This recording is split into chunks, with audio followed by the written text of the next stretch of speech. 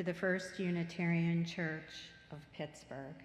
I am Alice Carnes, a member of this church. It is January 2nd, 2022. We are so glad you have chosen to be with us this morning. Whoever you are and whomever you love, wherever you are from, you are welcome. Whatever reason you chose to click on the link or Google for our YouTube service, you are welcome. Whether you are new to this community or a longtime member, you are welcome.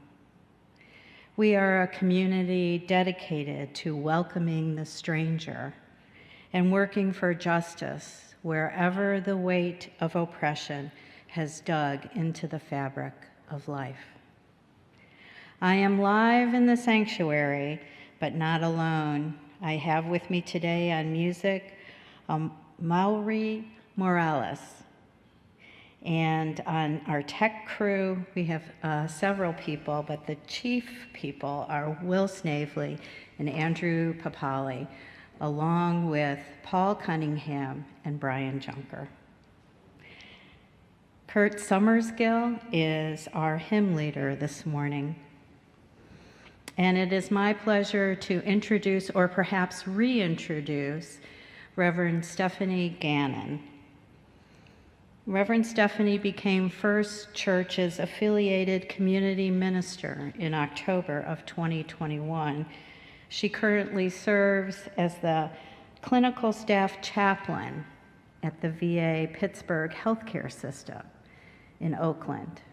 Reverend Stephanie is a 2015 graduate of Union Theological Seminary in New York City. She served as a minister of East Suburban UU Church of Murraysville. As she joins our church, she will work closely with the Green Sanctuary Committee. Reverend Stephanie is an avid permaculture gardener and a longtime yoga practitioner. She and her husband, Rob, live in Highland Park with their 2 cats. I welcome you, Stephanie, Reverend Stephanie. This Sunday, I extend a special welcome to the Pittsburgh Shared Pulpit congregations. The Pittsburgh Shared Pulpit includes smaller UU congregations who are invited to join our worship service this morning. And if this is your first time with us, we would love to be in touch with you. If you have not already done so, please go to our website. It's first-unitarian-pgh.org. and sign up for our weekly newsletter found at the bottom of the page. You are also invited to join us for social time following this live worship. To get a Zoom link, please send an email. And what I'm going to say now is in all lowercase letters. firstunitarianpittsburgh@gmail.com. And now I invite you to take a deep breath. Arrive in body and spirit, and picture yourself connected to all others who are watching today and in the future. We turn to our chalice, the symbol of our Unitarian Universalist faith. And if you have a chalice at home, we invite you to light it at this time. We light this chalice in praise of fire. As we cross the threshold to a new year, let us reflect and imagine. May this flame burn bright in your heart and mind as we worship together. Today, we also light a candle of remembrance for our ancestors known and unknown.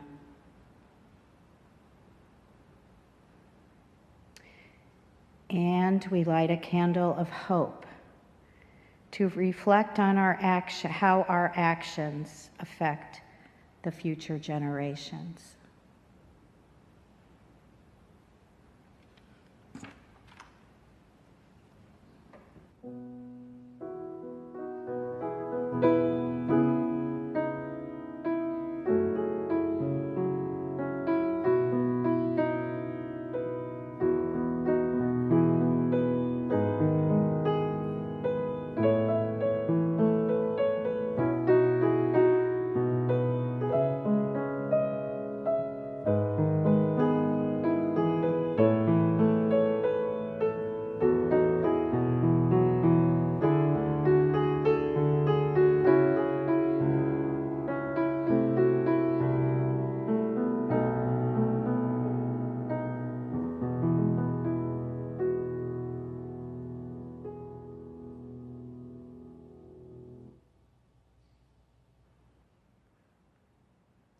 A call to worship this morning by Reverend Gretchen Haley.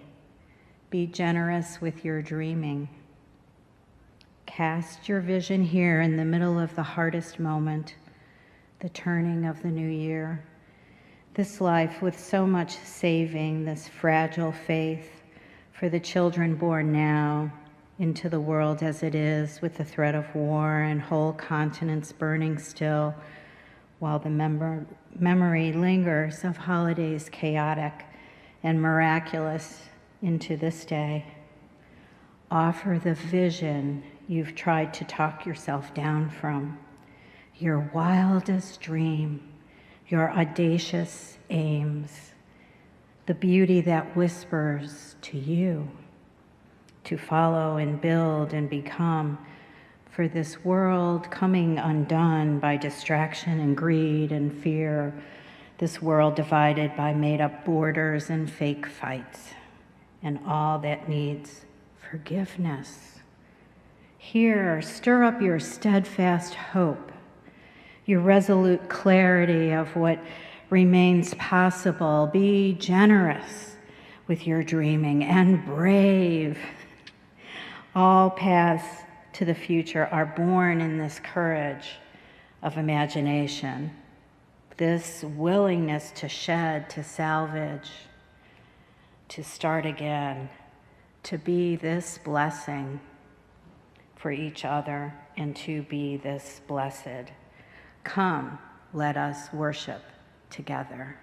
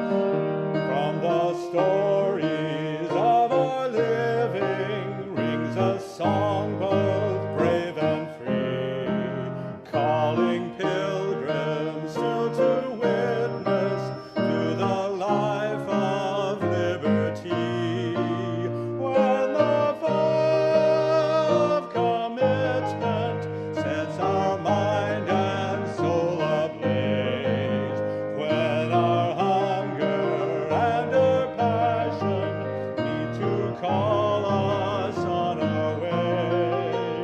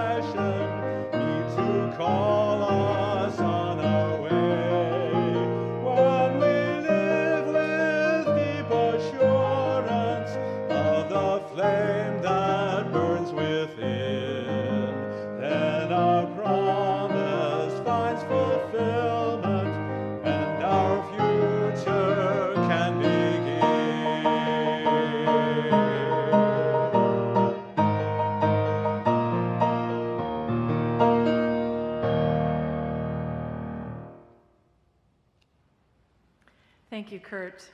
That was beautiful. This morning I offer a story from the Sufi tradition called The Buried Treasure. There was once a farmer who laid on his deathbed, worrying about the fate of his lazy sons. Shortly before his death, an inspiration came to him. He called his sons to his bedside and he told them, "Sons, I'm going to die soon. I want you to know that I've left a treasure of gold for you. I have hidden it in my field. Dig carefully and well, and you shall find it. I only ask you to share it amongst yourselves evenly." The sons begged their father to tell them exactly where he had buried the treasure, but he died before that could happen. As soon as their father was buried, the sons took up their shovels and pitchforks and began to turn over the soil in their father's field. They dug and they dug until they had turned the whole field twice, but they found no treasure. However, they decided that the field was so well dug up that they might as well plant some grain, as their father had done. The crop grew well for them. After the harvest, they decided to dig again in hopes of finding the buried treasure. Again, they found not a treasure, but a field prepared for sowing. This year's crop was better than the one before. This went on for a number of years until the sons had grown accustomed to the cycles of the seasons and the rewards of daily labor. By that time, their farming earned them each enough money to live a happy life. It was then that they realized the treasure their father had left them. Where do you want to place your energies in 2022? What do you wish to manifest? Who do you choose to be, both individually and collectively? The farmer's sons could have given up once they found no gold, but instead they worked together to create a thriving farm that nurtured them all. They kept a clear vision in front of them and took small steps over time to make it happen. And that's our story for this morning.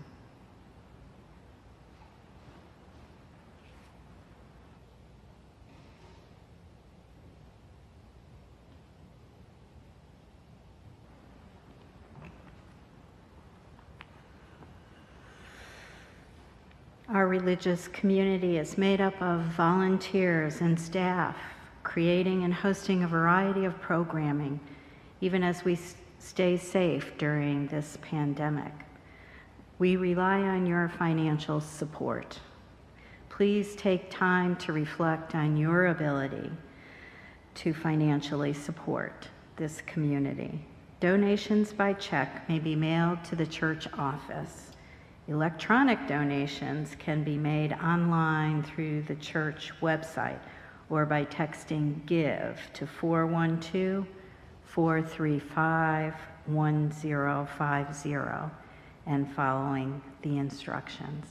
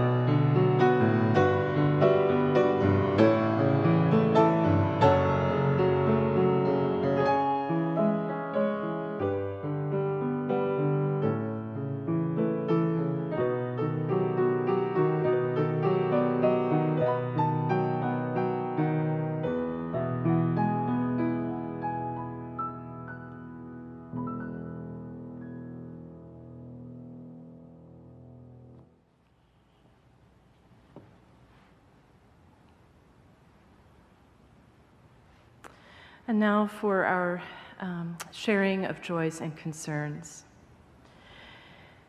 Spirit of love and life, creator of all things, Holy One, be with us here this morning on this first Sunday of the new year as we gather in community, each carrying joys and concerns.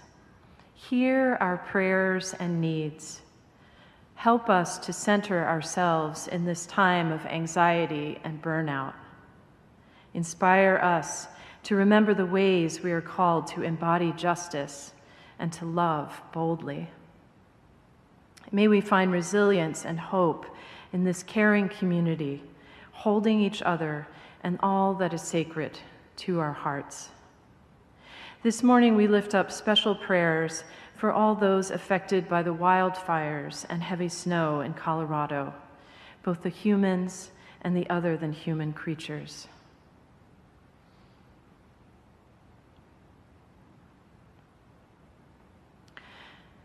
Please join me now in the spirit of prayer and meditation. Settle into your seat and take a few deep breaths, noticing where you may be holding any tension in your body.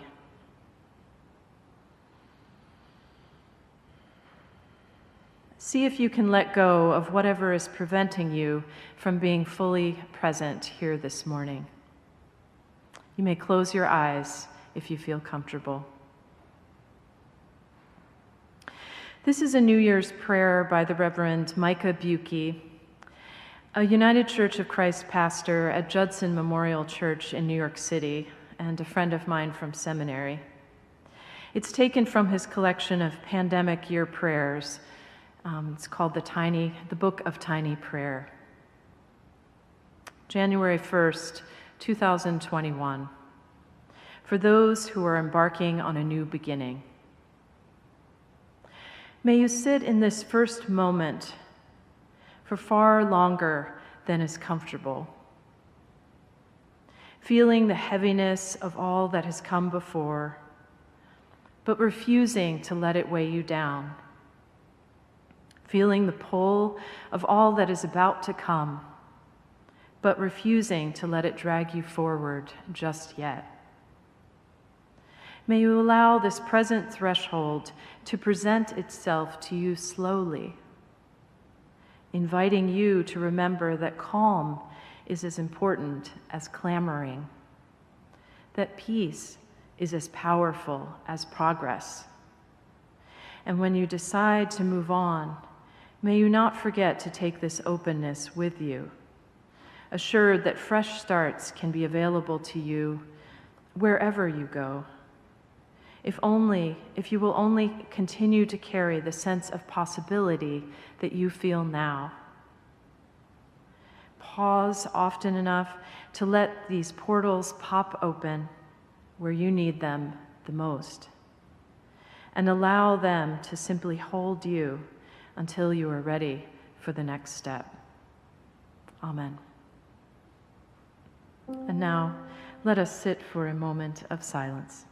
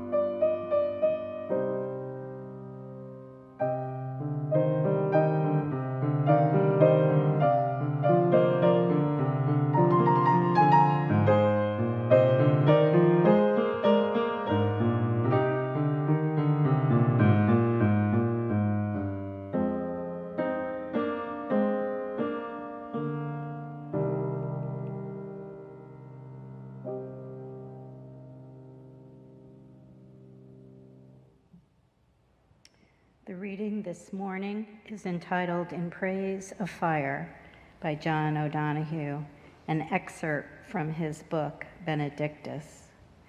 In Praise of Fire. Let us praise the grace and risk of fire. In the beginning the word was red, and the sound was thunder. And the wound in the unseen spilled forth the red weather of being, in the name of the fire, the flame, and the light. Praise the pure presence of fire that burns from within.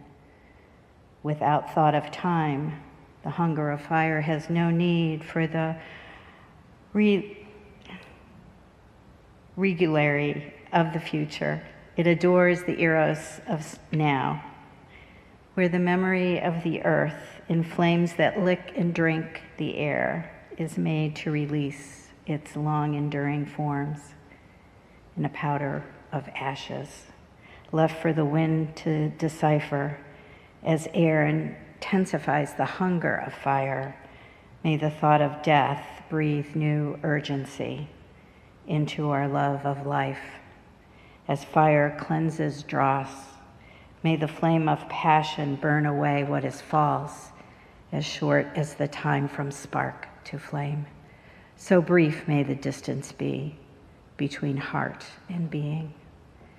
May we discover beneath our fear embers of anger to kindle justice. May courage cause our lives to flame in the name of the fire and the flame and the light.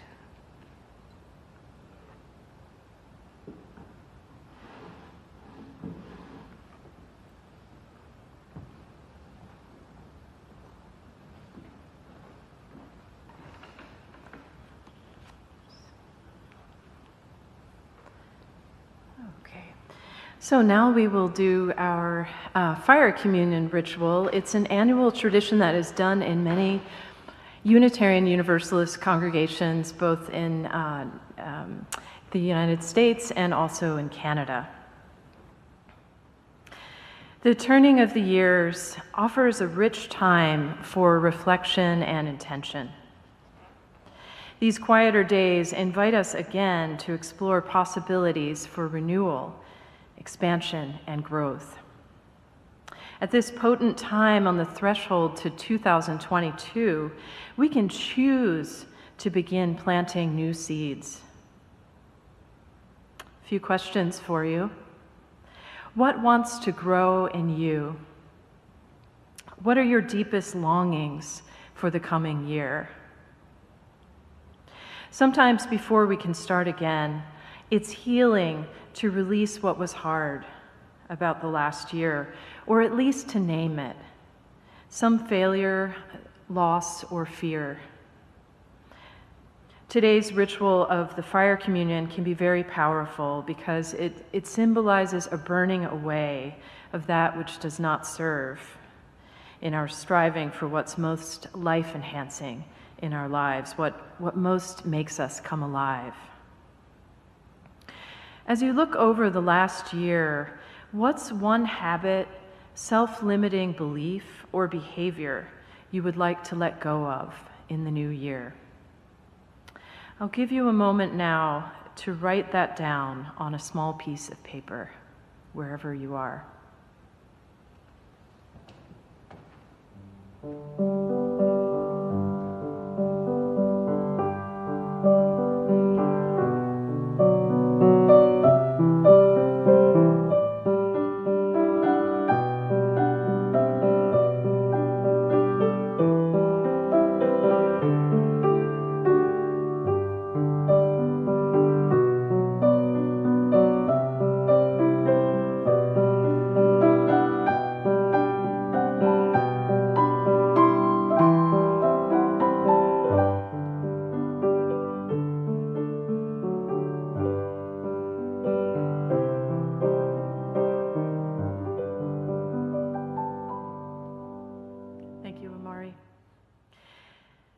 Let us let go of regrets that don't serve us and burdens we're ready to leave behind.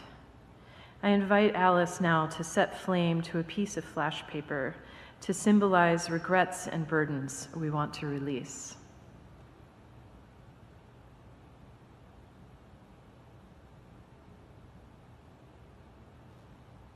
Whenever you're ready.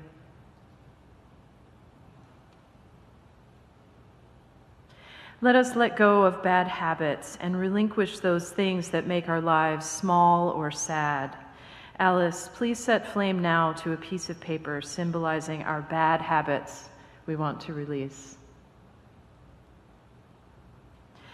Let us let go now of resentments and bitterness that keep us from healing old wounds and moving forward. Alice, please set fire now to a piece of paper symbolizing our resentments.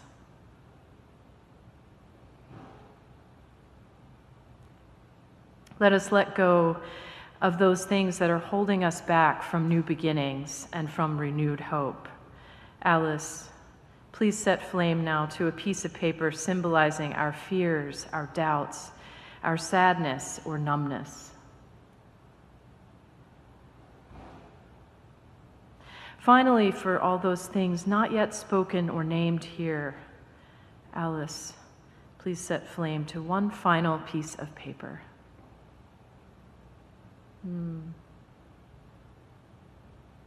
Interesting how that took longer to burn. And now I read something called the Fire Reading from the Reverend Lois Van Leer.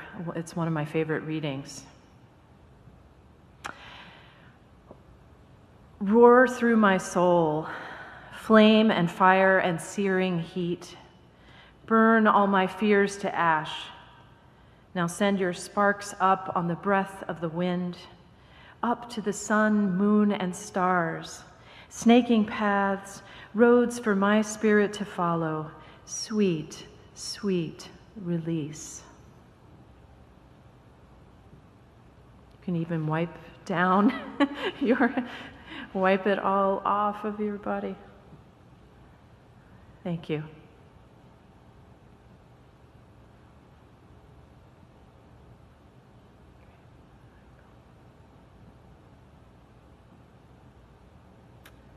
Okay, so now for my homily in praise of fire. Good morning to you all, and Happy New Year. Thank you so much for joining me on this first Sunday of the new year. It's so good to be with you, both new and old friends.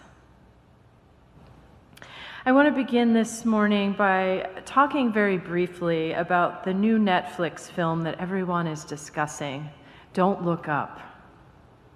Spoiler alert, it's a parable about climate emergency and America's lack of a concerted response to avert inevitable disaster.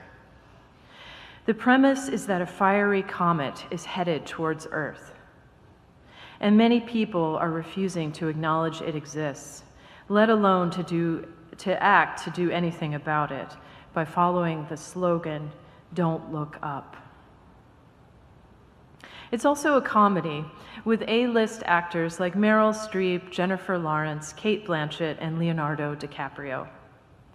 Billionaires and politicians abuse public trust and act exclusively in their own self-interest.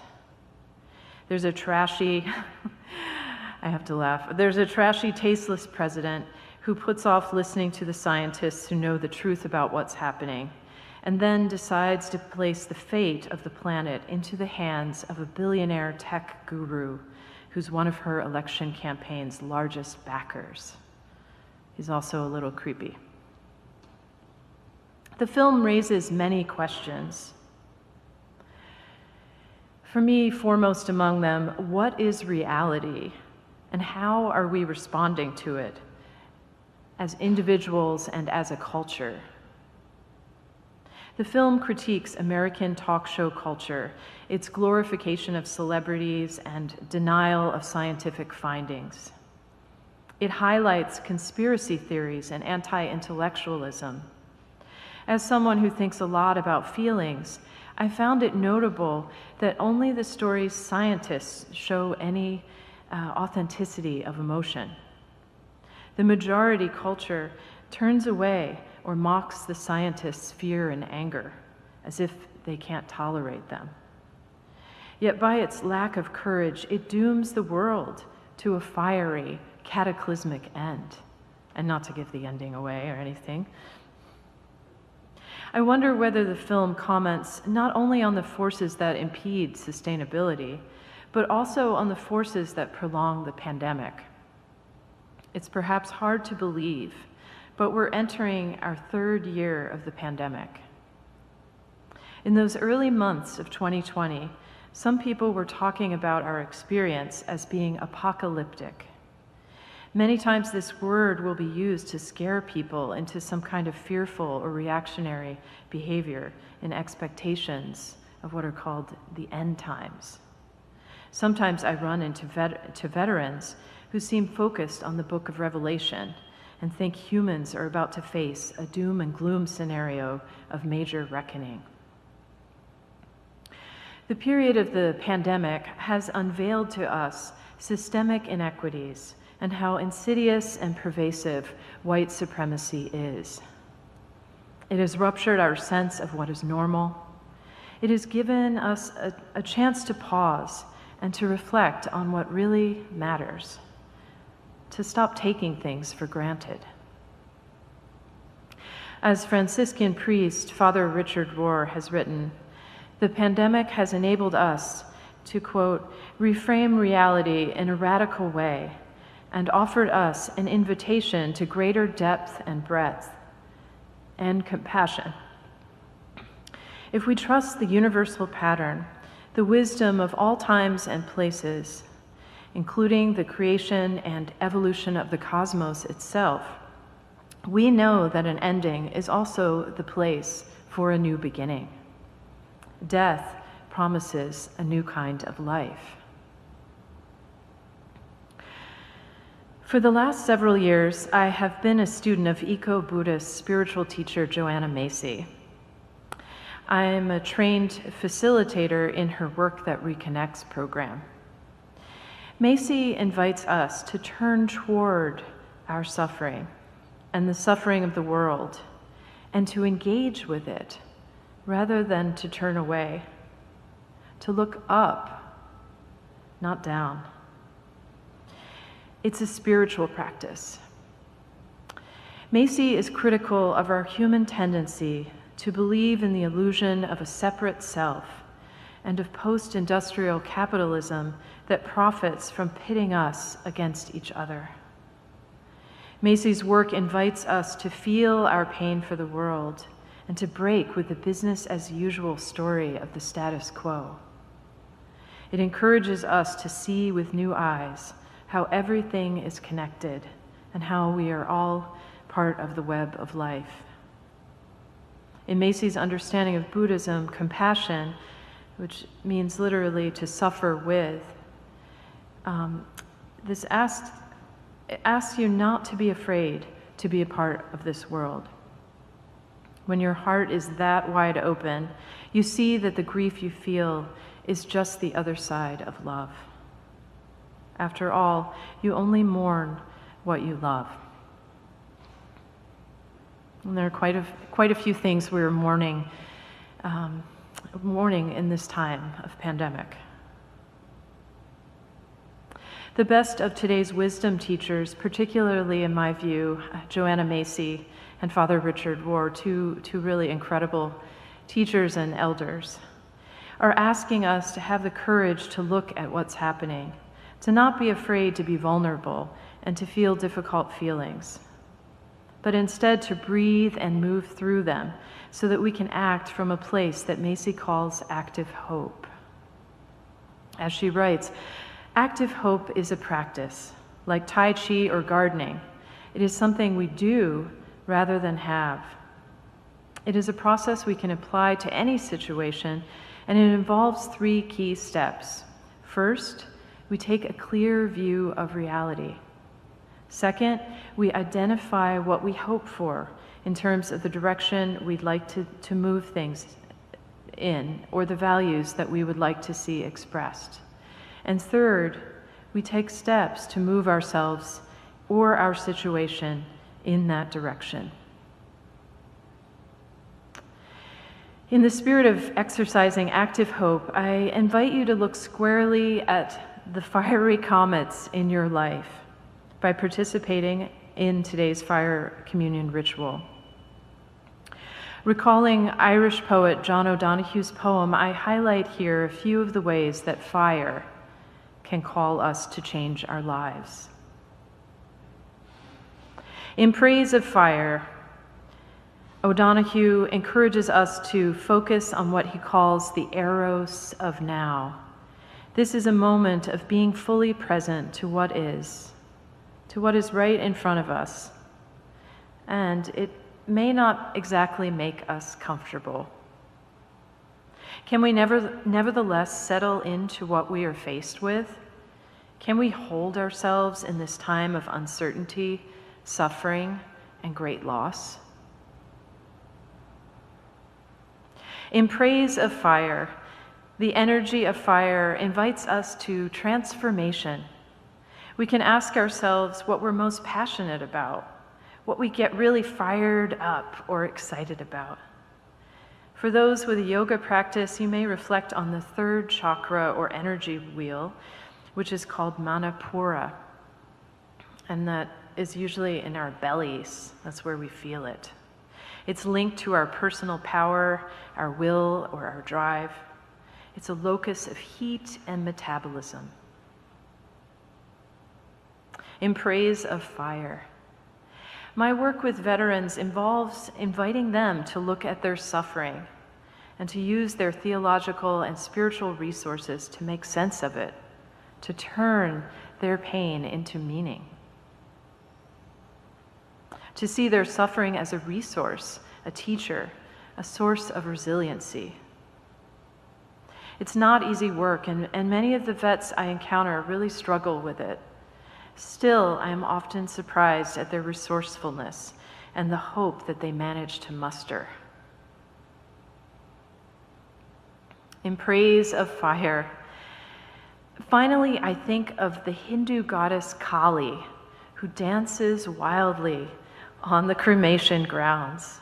She wears a bright red sari and is adorned with a necklace and a belt of skulls. Invoking Kali helps us to let go of the inessential. She literally cuts with her weapon. She cuts through the dreck and empowers us to begin again. Maybe we need to end a job or a romantic relationship. Maybe we need to move forward, to move to a new place, or go back to school. Kali helps us step into the fire and even dance freely in that process of release. Poet May Sarton writes in her invocation to Kali, "Kali, be with us. Violence, destruction, receive our homage. Help us to bring darkness into the light, to lift out the pain, the anger, where it can be seen for what it is, the balance wheel up for our vulnerable, aching love. Put the wild hunger where it belongs, within the act of creation, crude power that forges a balance between hate and love." And one of my favorite excerpts from this poem that's also in the back of our hymnals: "Help us to be the always hopeful gardeners of the Spirit, who know that without darkness nothing comes to birth, as without light nothing flowers." This time of year, during the cold and gray of winter, as the years turn, is ideal for reflection and the setting of intentions and goals. Let us trust in the darkness of this season and have faith in our inner light, trusting in our own seeds of change and growth. Blessed be, and amen.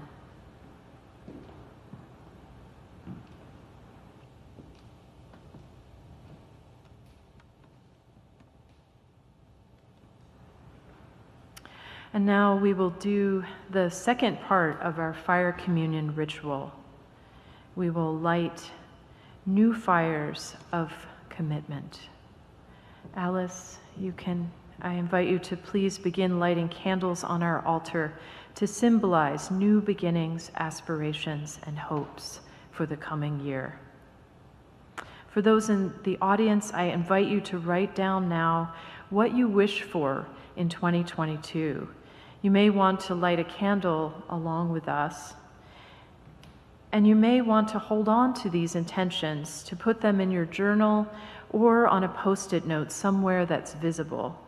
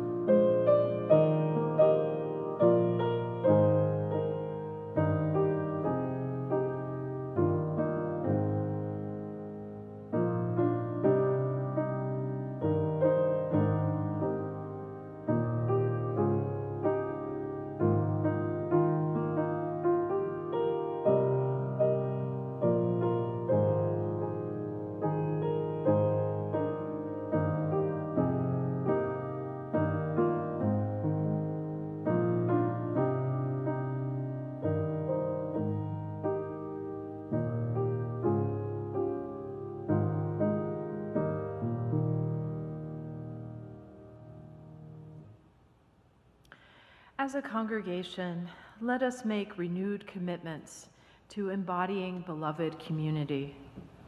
When we come together in loving, covenanted community, we commit to holding each other accountable, to living according to our 7 UU principles, and to the intentions we set for ourselves as individuals. Our work in religious community is to help keep each other's lights burning, especially when they're flickering and unsteady somehow, and possibly threatening to go out. To have faith and to put our faith forward, to offer light and warmth to each other always, to keep reminding each other of the light within, of our UU chalice, and how we burn brighter together.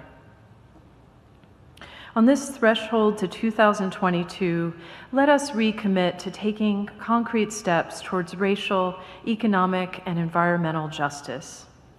Let us not be afraid of making mistakes and stumbling along the way. Let us be bold in our vision. Let us not be afraid to feel our broken hearts and to know that by feeling them, we are touching on our common humanity. In the name of the fire and the flame and the light, may it be so. Amen.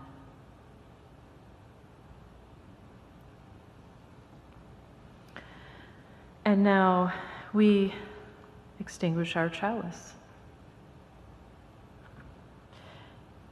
We extinguish this flame, but not the light of truth, the warmth of community, or the fire of commitment.